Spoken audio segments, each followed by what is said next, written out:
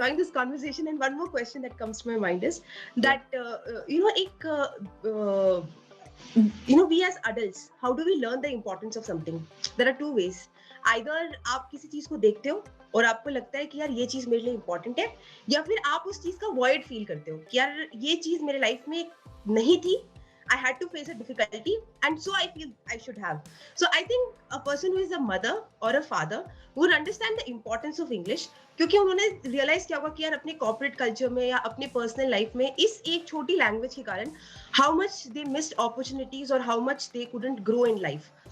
But now the problem is कि एक छोटा 5th standard का बच्चा, उसको जब पेरेंट समझाता भी है ना कि अरे इंग्लिश सीखो, इंग्लिश सीखना जरूरी है, they always create an aversion कि अरे हमको क्यों सीखना है, अभी हिंदी अच्छी तो चल रही है ना, मैं अलग हूँ, my life my rules.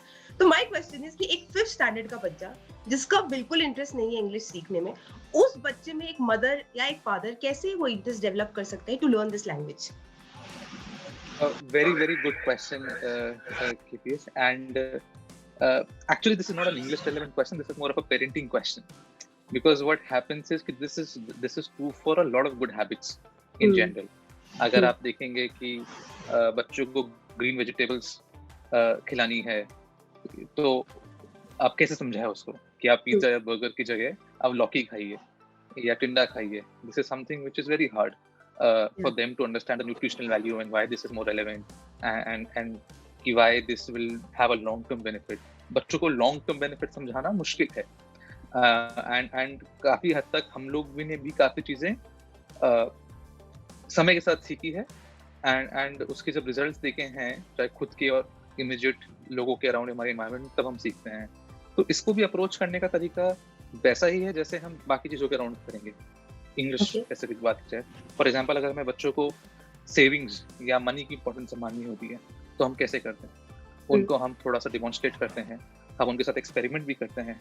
Demonstrate मतलब हम आपको बताएंगे कि ऐसे हम हमारी इन्वेस्टमेंट प्लानिंग करते हैं, आप उनको मार्केट लेके जाएंगे, उनसे देखो, आप उनसे चेंज दिलवाएंगे, उनसे कैलकुलेशन करवाएंगे. आपको एक्सपेरिमेंट करना है उनके साथ, तो आप उनको थोड़ा पॉकेट मनी देंगे, आप उनसे बजटिंग करेंगे.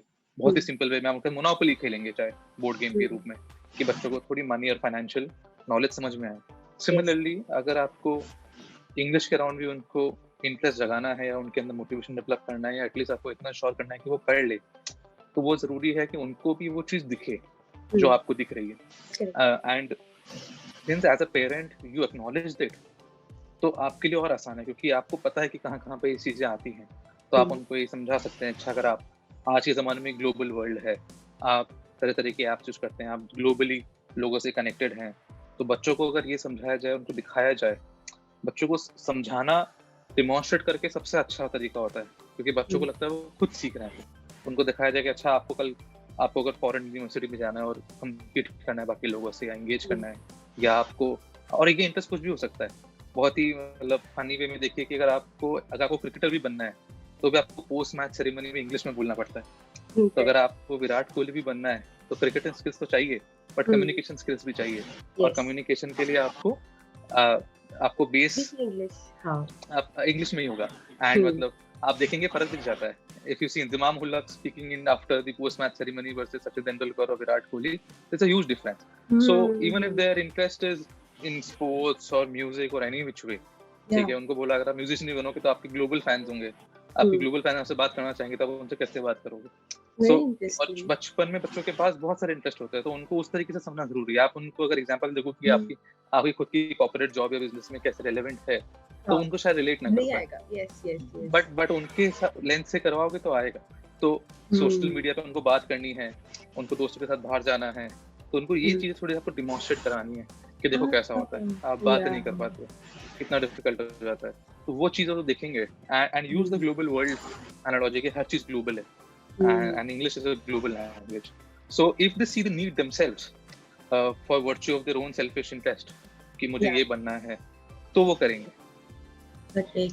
Actually, it's very interesting way of actually teaching that, क्योंकि अगर हम ऐसे बोले बच्चे को कि अरे इंग्लिश सीखना जरूरी है तुम्हारे लिए, तो बच्चा बोला नहीं सीखेंगे, माय लाइफ माय रूल्स, मैं खेलूंगा, मैं कूदूंगा. लेकिन अगर हम उनको ये बोले कि अरे तुम्हें दिखता है मुझे कि तुम एक बहुत बड़े क्रिकेटर बनोगे, लेकिन इमेजिन करो क्रिकेटर बनते वक्त how would you give your speech, and that if you just connect that requirement with the dream, they would be more inclined towards going and doing it rather than you dictating them ki ye karo. Very actually very nice approach of parenting, I must say that. Whenever I am having my kids, I am for sure using this interesting way of not only English but making them do anything.